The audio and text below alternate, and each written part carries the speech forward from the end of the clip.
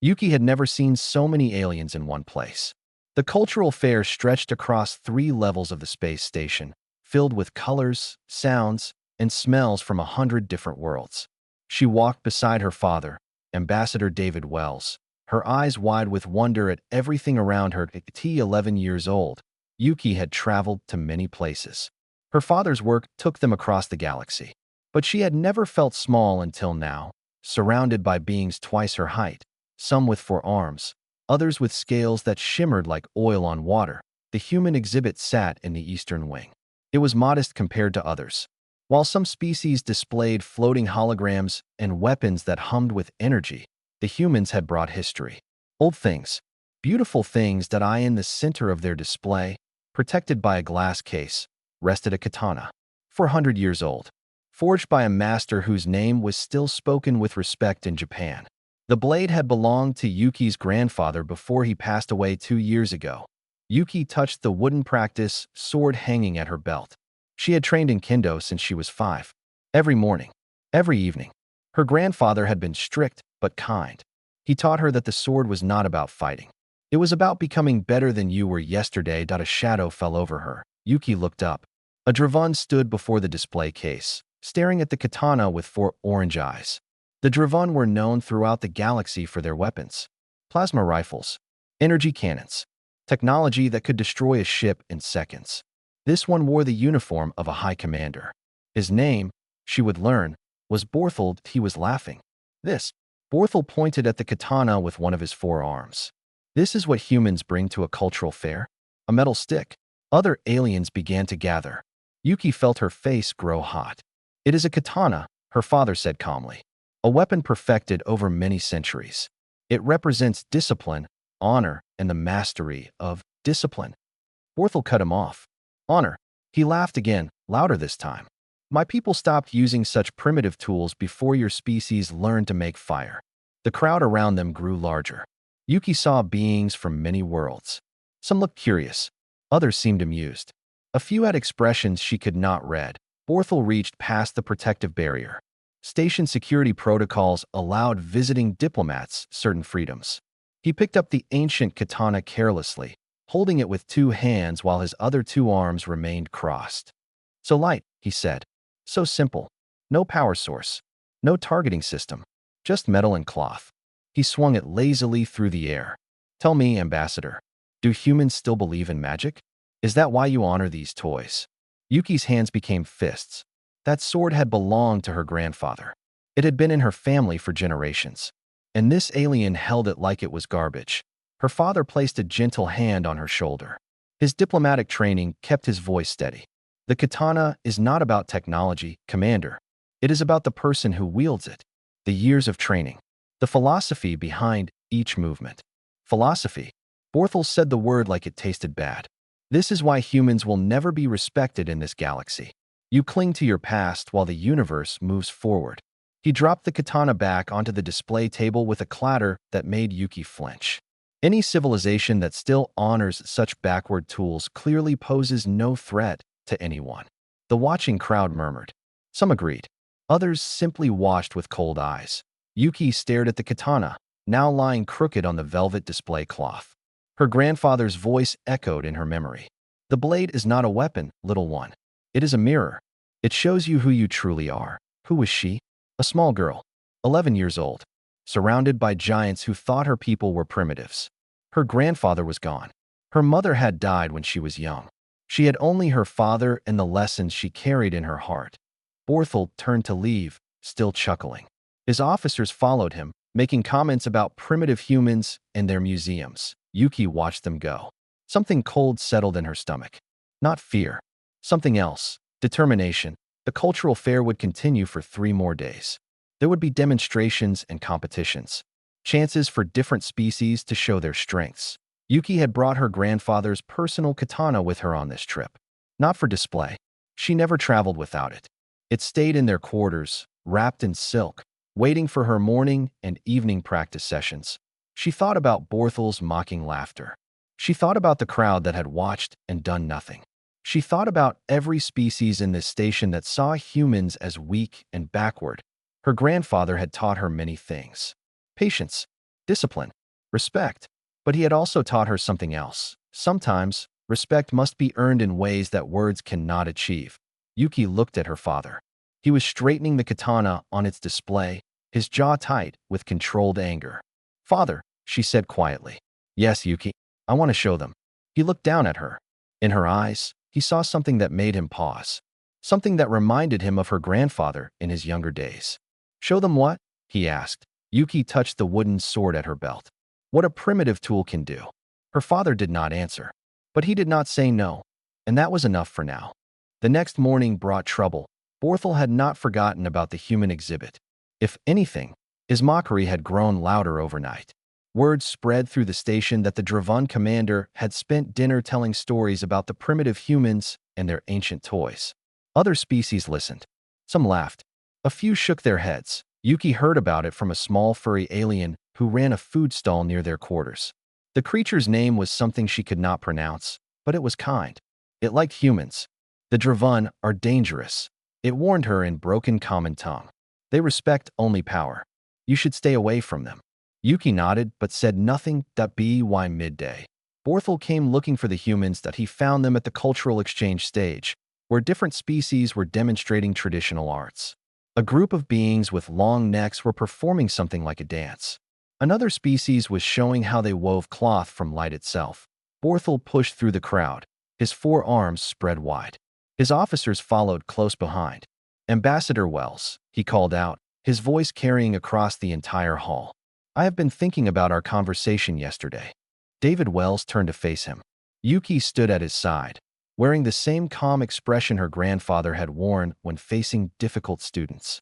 "Commander Borthel," her father said, "how can I help you?"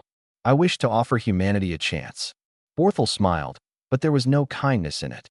"A demonstration. To prove once and for all whether your primitive weapons have any value." The crowd around them grew quiet. Other species stopped their performances to watch. "What kind of demonstration?" David asked carefully. Borthel gestured to one of his officers, who stepped forward carrying a metal case. The officer opened it to reveal a small, floating machine. It was shaped like a sphere, covered in sensors and small weapon ports. Even inactive, it looked deadly. "This is a Dravan combat drone," Borthel explained. "Military grade. It has been tested against the best fighters from 30 different worlds. It has never been defeated by a melee weapon. Not once." He paused, letting those words sink in. "I propose a simple challenge. Any human who believes in your ancient blades can face this drone. If they win, I will publicly apologize for my words. I will admit that humans deserve respect." David shook his head. "Commander, this is unnecessary. We do not need to." "And if the human loses," Borthel continued, ignoring him, "then humanity will admit that you are exactly what I said. Primitive. Backward. Clinging to the past because you have nothing else." The crowd murmured. This was becoming something bigger than a simple insult. This was becoming a matter of honor for the entire human species. "I refuse," David said firmly. "This is a cultural fair, not a battlefield." "Then humanity admits defeat." Borthel raised his voice so everyone could hear. "The humans are too afraid to defend their own traditions?" Silence fell over the hall. Yuki felt something stir inside her. Fear, yes, but also something stronger. She thought of her grandfather's words. A warrior does not fight for pride. A warrior fights for what is right. Was it right to accept this challenge? She was only 11. The drone was a military weapon. This was insane. But she also thought about what would happen if no one accepted. Every species in this station would see humans as cowards. The mockery would follow them across the galaxy. Her grandfather's katana, her family's legacy, would be remembered as a joke. She stepped forward. "I accept." The words came out clear and calm. They did not sound like her own voice. David grabbed her arm. "Yuki, no. This is, I accept the challenge," she repeated, louder this time. Borthel stared at her. Then he started to laugh. The laughter spread through his officers, then through parts of the crowd. "A child." Borthel wiped at his eyes. "The humans send a child to face my combat drone. I am trained," Yuki said simply. "I have studied the sword for 6 years." 6 years. Borthel laughed even harder. "My drone has been perfected over 600 years of Dravan engineering." But something in his eyes changed. A flicker of something. Opportunity, perhaps. What better way to humiliate humanity than to defeat their child champion? Very well, he said. I accept your acceptance, little human. Tomorrow, the main arena.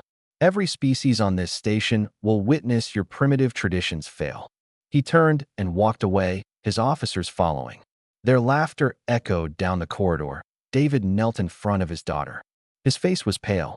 Yuki, what have you done? That drone will kill you. No, father. Yuki looked at him with eyes that seemed older than her years. Grandfather taught me. The sword does not kill or protect. The person does. This is not training, Yuki. This is not practice. This is real. I know. She placed her small hand over his. But I would rather fight and lose than let them laugh at everything grandfather believed in. David stared at his daughter. He saw her mother's courage, her grandfather's spirit, his own stubbornness that he could forbid her. He could refuse to allow it. But looking into her eyes, he knew the truth. She was already a warrior. The match was set for tomorrow. The galaxy would be watching. That night, the station hummed with rumors that a human child had challenged a Dravan combat drone. The news spread through every corridor, every trading post, every sleeping quarter. Species that had never cared about humans before were suddenly interested. Most of them expected to watch a tragedy that in their small quarters. Yuki knelt on the floor. Before her, resting on a cloth of white silk, lay her grandfather's personal katana. Not the display piece that Borthel had handled so carelessly. This was different.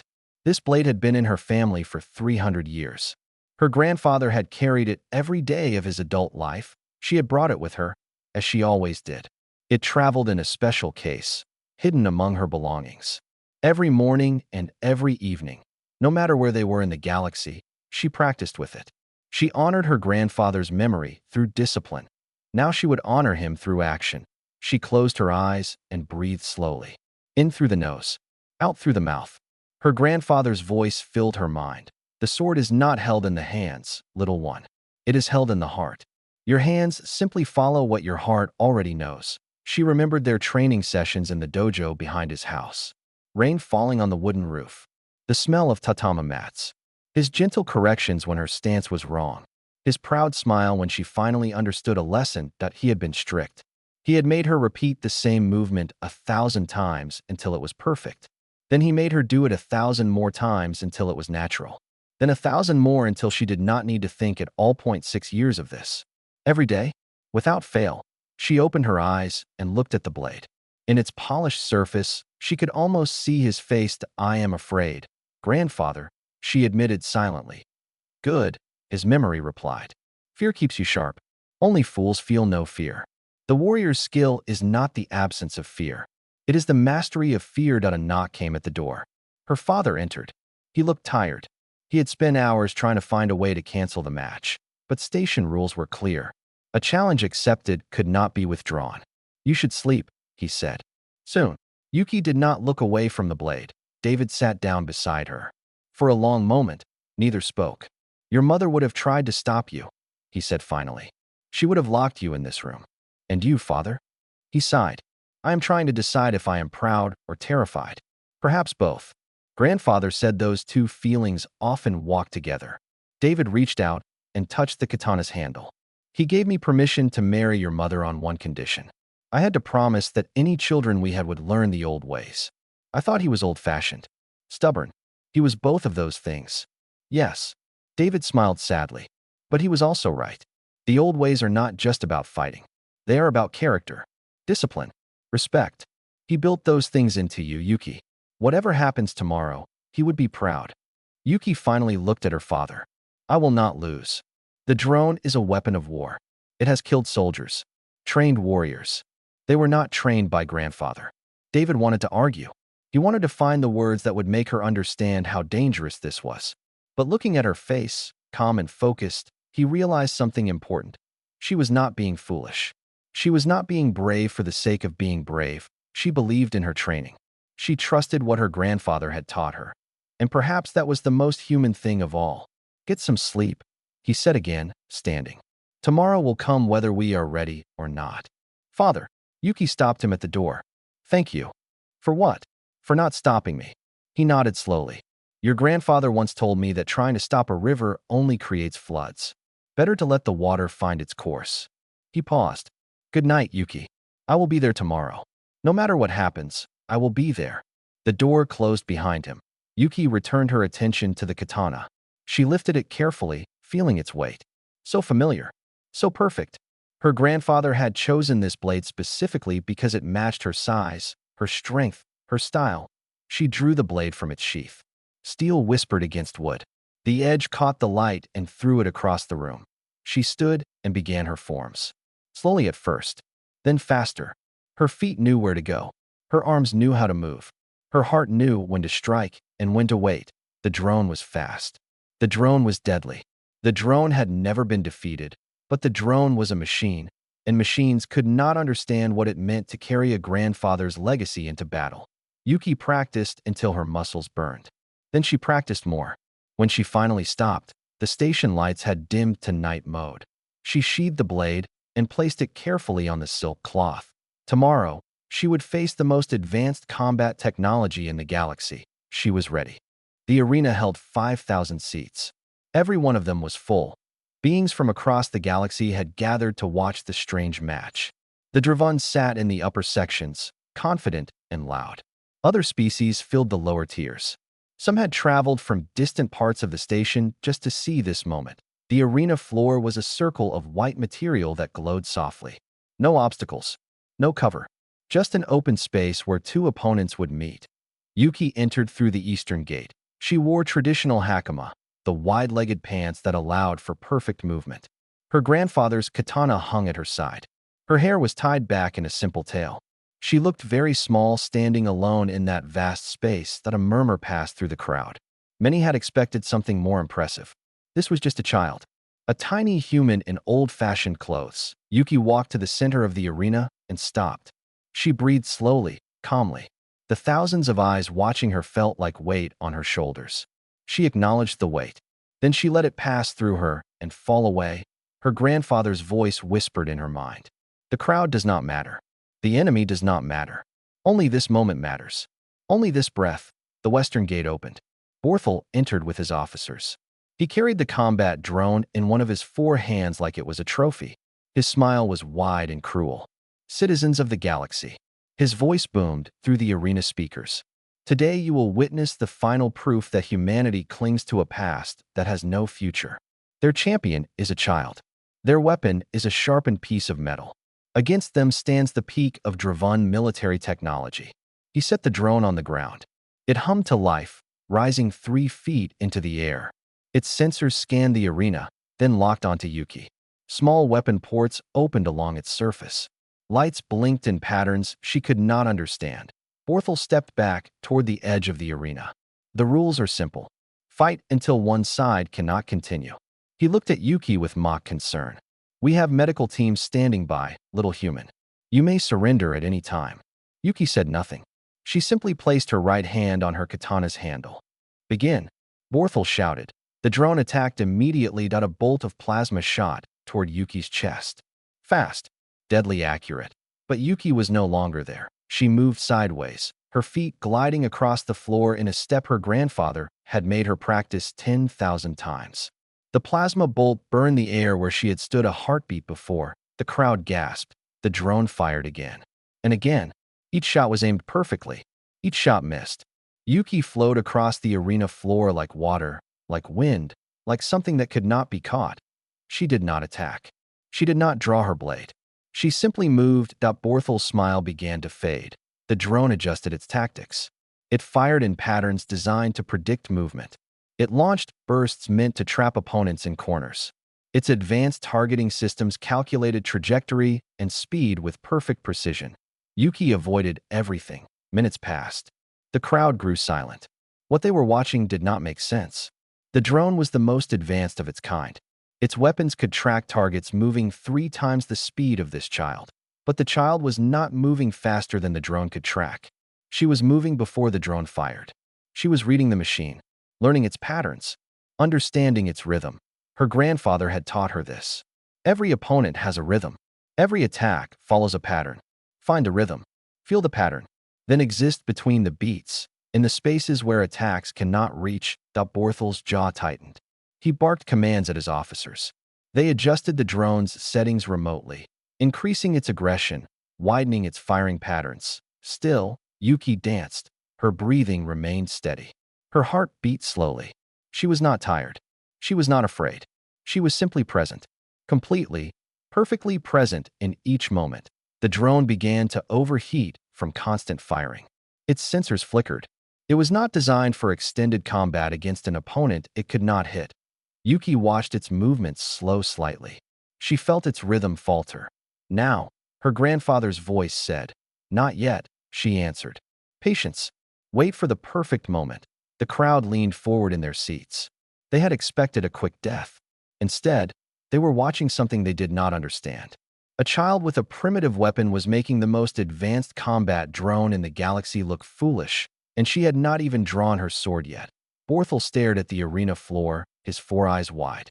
For the first time, doubt crept into his expression. What was this child? What had the humans created? And what would happen when she finally decided to attack? Borthel could not believe what he was seeing. The drone had fired over 200 shots. Its targeting systems had predicted her movements with 99% accuracy. Its weapons had covered every possible escape route, and still the child lived. Still she danced. Still she breathed slowly as if this was nothing more than morning practice. Maximum aggression. Borthel screamed at his officers. All weapons. Now, the officers exchanged worried glances. Maximum aggression mode was designed for battlefield combat. It was designed to destroy armored vehicles. Using it against a child seemed wrong, even to them. But they followed orders. The drone's hull plates shifted. Hidden weapons emerged. What had been a simple combat sphere now bristled with death. Plasma projectors, kinetic launchers, even a small blade meant for close combat. That IT launched everything at once. Yuki watched it come. Time seemed to slow. She could see each weapon charging. She could feel the air shift as the drone prepared to kill her. Now, her grandfather's voice said. She drew her blade. The movement was perfect.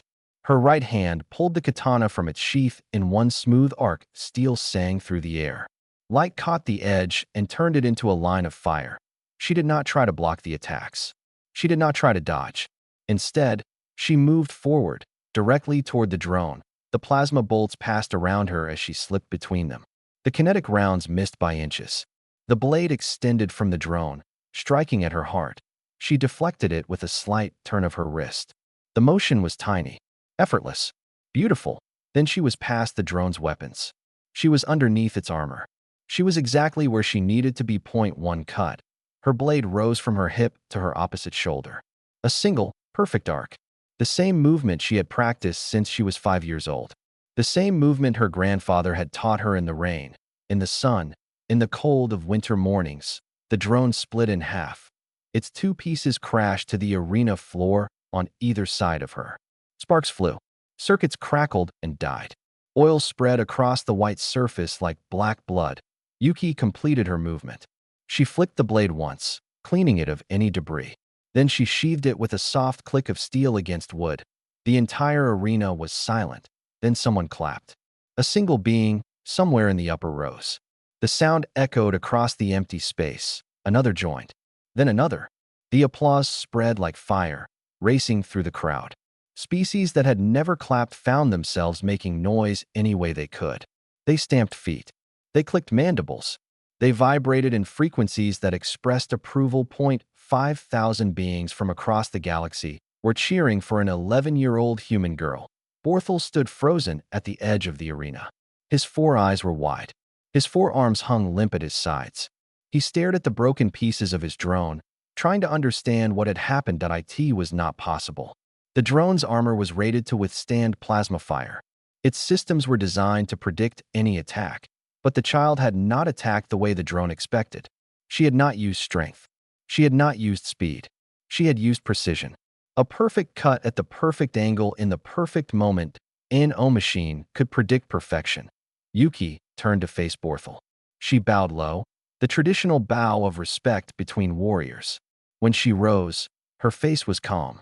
There was no pride in her expression, no mockery, just quiet acknowledgement of what had happened. Around the arena, the cheering continued.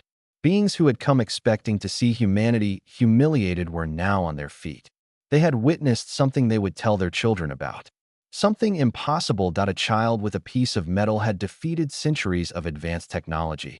But more than that, she had done it with grace, with discipline, with the kind of skill that took years to build and seconds to prove. This was what the humans meant when they talked about the old ways. Not primitive, not backward, refined. The cheering grew louder. Yuki's father stood near the eastern gate, tears running down his face. He was smiling wider than he had smiled in years. And somewhere, somehow, Yuki felt her grandfather smiling too. The crowd finally grew quiet as Ambassador David Wells walked onto the arena floor. He stood beside his daughter, placing a hand on her shoulder. Together, they faced Borthel. The Dravan commander had not moved from his spot. His officers stood behind him, equally stunned. The broken drone lay between them, still sparking weakly. How? Borthel's voice was hoarse. How is this possible? David looked at his daughter, then back at the alien. You made the same mistake many have made before. You looked at the katana and saw only metal. You looked at my daughter and saw only a child. You looked at human traditions and saw only the past. He stepped forward, his diplomatic training giving his words weight and measure. The katana is not primitive, Commander. It is refined. While your people moved from weapon to weapon, always searching for more power, humans took one tool and perfected it over centuries. Not because we could not create better technology. We have plasma weapons. We have energy shields. We have everything you have. Yuki watched her father speak. She had never heard him talk about their heritage this way before. But we chose to keep the old ways alive, David continued. Not because they are weaker, because they teach us things that technology cannot. Discipline, patience, respect for the years it takes to truly master something. My daughter has trained for 6 years. Every single day, the same movements, the same lessons, the same dedication. Borthel stared at Yuki. 6 years of training to defeat a machine? 6 years of training to defeat anything, David replied. That is what you did not understand. The blade is not the weapon. My daughter is the weapon. The blade is simply an extension of everything she has learned. The arena remained silent, listening. Other species leaned forward, wanting to hear every word. Yuki stepped toward Borthel. The commander tensed, but she stopped a few feet away and bowed again. The same bow of respect she had given before. Why do you bow? He asked, confusion plain in his voice. You won. I mocked you, your people, your traditions. Why show me respect? Because that is what my grandfather taught me. Yuki's voice was small but clear. The blade teaches us that true strength is not in the weapon. It is in the one who wields it with honor. I did not fight you because I hated you. I fought you because my grandfather's legacy deserved to be defended. Now that the fight is over, we are not enemies. Borthel was quiet for a long moment. The laughter he had carried since yesterday was gone. In its place was something else. Something that might have been the beginning of understanding. Your grandfather, he said slowly. He is the one who trained you. Yes. He passed away 2 years ago. And his blade? The one you carry. It was his. Now it is mine.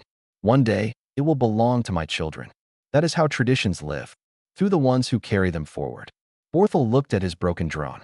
Advanced, powerful, expensive, and now worthless metal on the floor. Then he looked at the katana at Yuki's side. Old, simple, priceless. He understood something he had never understood before. Without a word, Borthel walked to the edge of the arena where the human display had been set up for the cultural fair. The ancient katana still lay on its cloth. The one he had handled so carelessly yesterday. He picked it up. This time, with both lower hands supporting the blade properly. Gently, respectfully, he returned to Yuki and presented it to her father with a low nod of his head. I was wrong, he said. The words seemed to cost him effort. About your traditions. About your people. About this blade. He paused.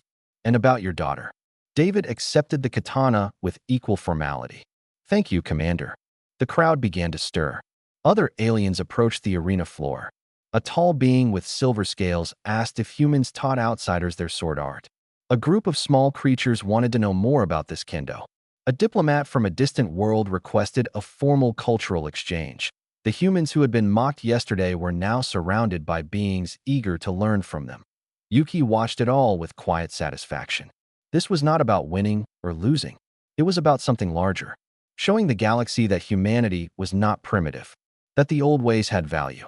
That discipline and dedication could achieve what raw power could not. Her father knelt beside her. Your grandfather would be so proud. I know. Yuki touched the handle of her blade. I felt him with me. When I made the cut, he was there. David pulled her into an embrace. Around them, the galaxy continued to buzz with questions and requests. But for this moment, nothing else mattered. Borthel approached one last time. Young human, what is your name? Yuki. He nodded slowly. I will remember it. When I return to my world, I will tell them about the child called Yuki, who taught a high commander that pride is a poor teacher. He attempted something that might have been a smile. Perhaps we Dravan have forgotten how to be humble. Perhaps we should learn. Yuki bowed one final time. Then you have already begun. The Dravan left with his officers. Other species continued to crowd around the humans. Stories spread across the station, then across the sector, then across the galaxy. The day a human child with an ancient blade taught the stars what it meant to walk the old ways, and what it cost to mock them.